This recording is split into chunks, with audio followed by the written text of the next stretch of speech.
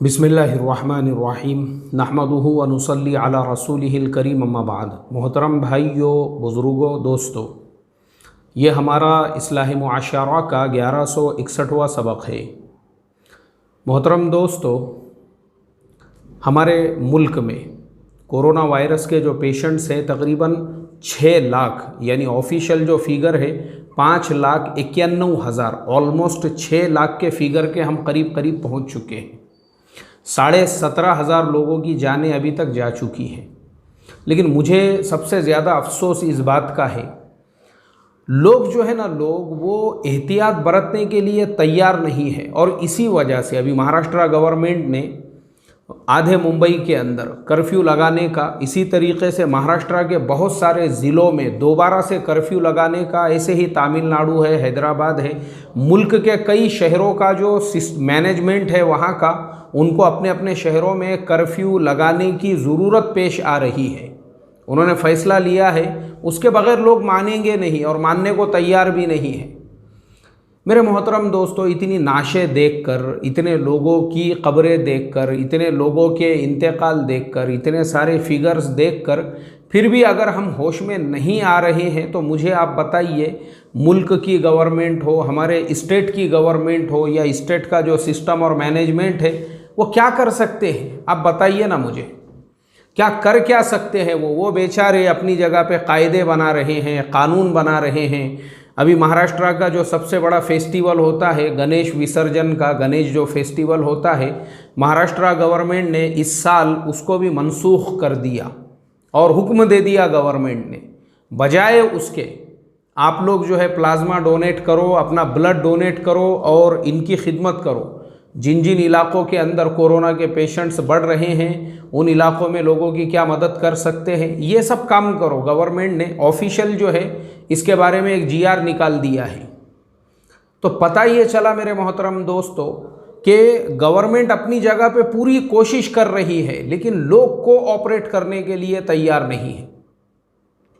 अभी मैं न्यूज़ देख रहा था, एक पटना के अंदर एक आदमी, वो किसी किसी दूसरे शहर से आया। अब जबकि पूरे मुल्क में गवर्नमेंट ने ये कायदे, ये कानून लागू किए हुए हैं कि कोई भी आदमी किसी दूसरे शहर से आता है तो अपने शहर का जो हेल्थ डिपार्टमेंट है उनको इत्तला दे, सिस्टम को इत्तला दे। उसने बेचारे ने किसी को इत्तला दिया नहीं, उसको पहले से बुखार वगैरह था और उसकी शादी थी, और शादी के अंदर भी गवर्नमेंट के कानून तोड़े जा रहे हैं। उसके अंदर भी भरपूर लोग, यानी उनको ऐसा लग रहा है नहीं कुछ होता ही नहीं अपने को, नहीं अपने को कुछ होता क्या, कुछ होता नहीं अपने को। लेकिन वही दूल्हा कोरोना पॉजिटिव पेशेंट था, दूसरे दिन ही उसका इंतकाल हो गया। दूसरे ही दिन, आज उसकी शादी हुई, दूसरे ही दिन जो है उसका इंतकाल हुआ। और शादी में शरीक होने वाले जितने भी लोग थे उसमें से सारे लोगों की जो है उनकी जांच वगैरह शुरू हो चुकी है। कई लोग उसके अंदर कोरोना पॉजिटिव पाए गए। आप मुझे बताइए मेरे मोहतरम दोस्तों, गवर्नमेंट क्या करेंगी? गवर्नमेंट हमारे लिए पूरी कोशिशें कर रही है, उसके बावजूद अगर लोग गवर्नमेंट को कोऑपरेट करने के लिए तैयार नहीं है तो बीमारी कहाँ से ख़त्म होंगी? ना लोग अपनी शादी ब्याह जो है उसके अंदर कम लोगों को रखने पे तैयार है, ना लोग जो है अपने जो इबादत खाने हैं उनके ऊपर गवर्नमेंट का रूल मानने के लिए तैयार है। बहुत सारे गांवों में, तालुकों में, देहातों में, बहुत सी बस्तियों के अंदर लोग नॉर्मली तौर पर नमाजें भी ऐसी पढ़ रहे हैं जैसे हमारे नॉर्मल दिनों के अंदर नमाजें होती है। ये भी हमारे लिए अफसोस की बात है ये।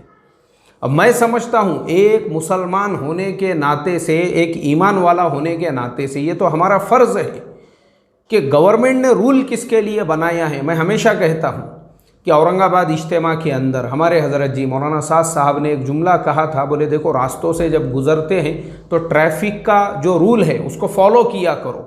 क्यों करो? इसलिए करो क्योंकि ट्रैफिक जो रूल बनाती है वो तुम्हारे जान की हिफाजत के लिए बनाती है, ताकि तुम्हारी जान महफूज रहे। तो ट्रैफिक के रूल को फॉलो करना ऐसा ही है जैसे अल्लाह तबारक व ताला का भी हुक्म है अपने जान की हिफाजत करो, तो उनका हुक्म और ट्रैफिक का जो हुक्म है वो दोनों तुम्हारी जान की हिफाजत के लिए है। ऐसे ही मेरे मोहतरम दोस्तों, कोरोना की बीमारी से बचाने के लिए जो गवर्नमेंट ने हमारे लिए कायदे कानून बनाए, अभी मस्जिदों में नमाज़ पढ़ने की खुलेआम हमको इजाज़त नहीं है महाराष्ट्र की हद तक, उसके बावजूद अगर लोग पढ़ रहे हैं तो मैं समझता हूँ भाई तुम अल्लाह के हुक्म की भी पाबंदी नहीं कर रहे हो। तुम अगर अल्लाह की मानने वाले होते थे तो गवर्नमेंट की भी मानते थे।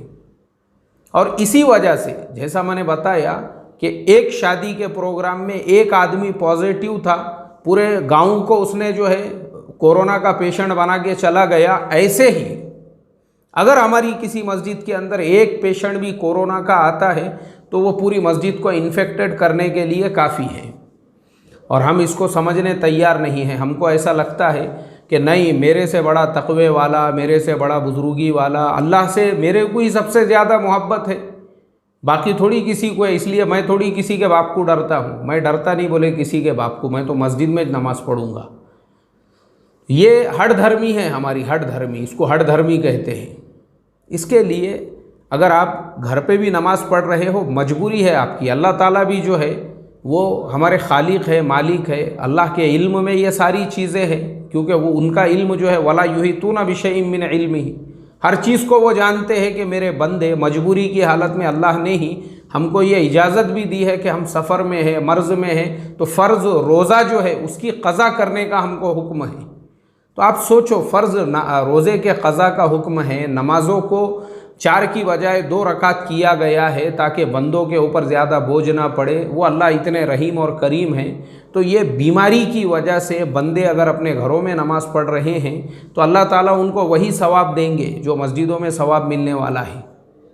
उसके बावजूद अगर बंदे ये समझे नहीं नहीं मेरे से ज़्यादा तक़वे वाला थोड़ी कोई है, नहीं नहीं मैं सबसे बड़ा तक़वे वाला हूँ, मैं तो मस्जिद में पढ़ूँगा, तो मैं समझता हूँ ये सिर्फ ये दीन के इल्म का नहीं होना है। इसको हम अनपढ़पन भी कह सकते हैं, इसको हम जिहालत भी कह सकते हैं।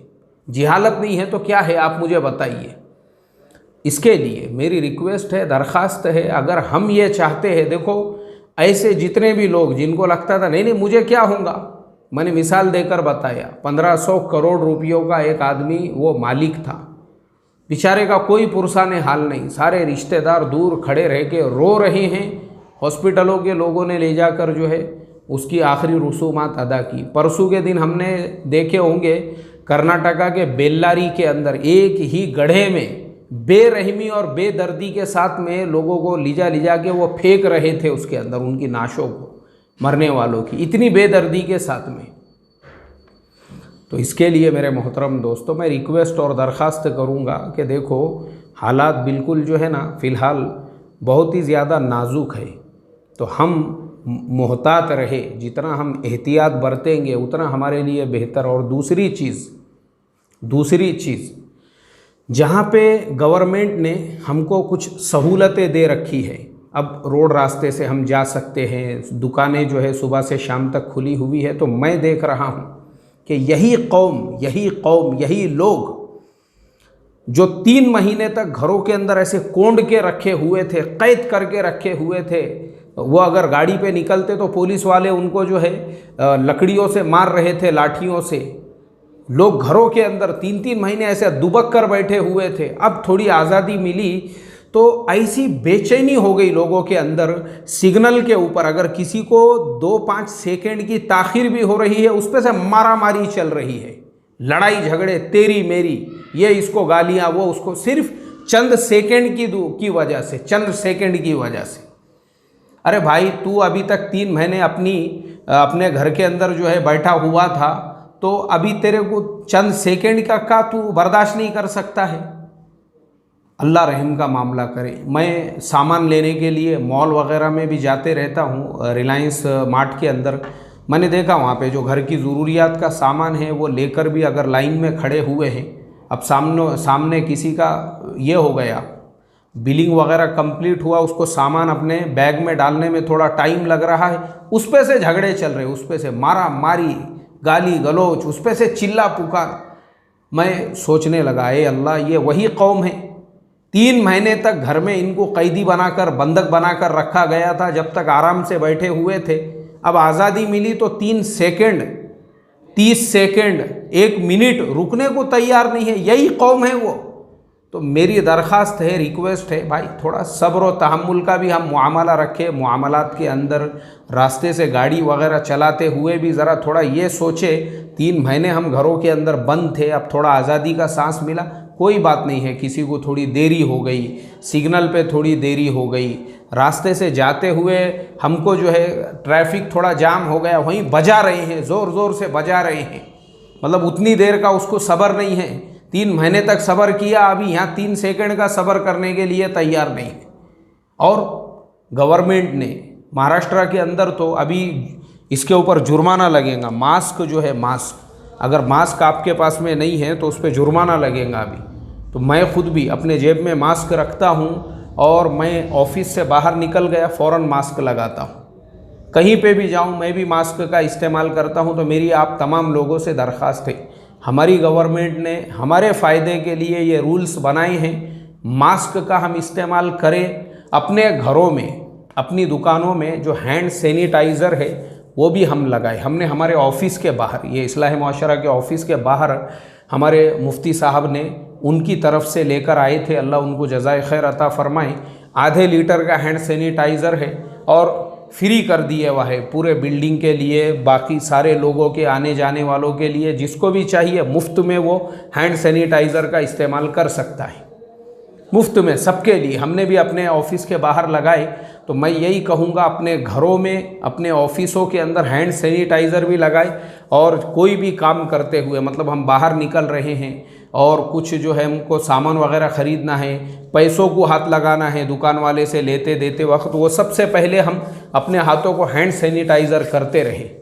तो अल्लाह की ज़ात से 100% उम्मीद है, ये एहतियात है, ये जो है ना, ये किसी का डर और खौफ नहीं है, बल्कि ये एहतियात है, एहतियात। हमारे हज़रत जी मौलाना साद साहब आखिरी जो बयान है जिसका मैंने खुलासा बयान किया था, उसमें भी हज़रत जी ने यही लिखा है कि जो तदाबीर है और जो ऐसे असबाब है उनका इनकार करना अंबिया की सुन्नत के ख़िलाफ़ है।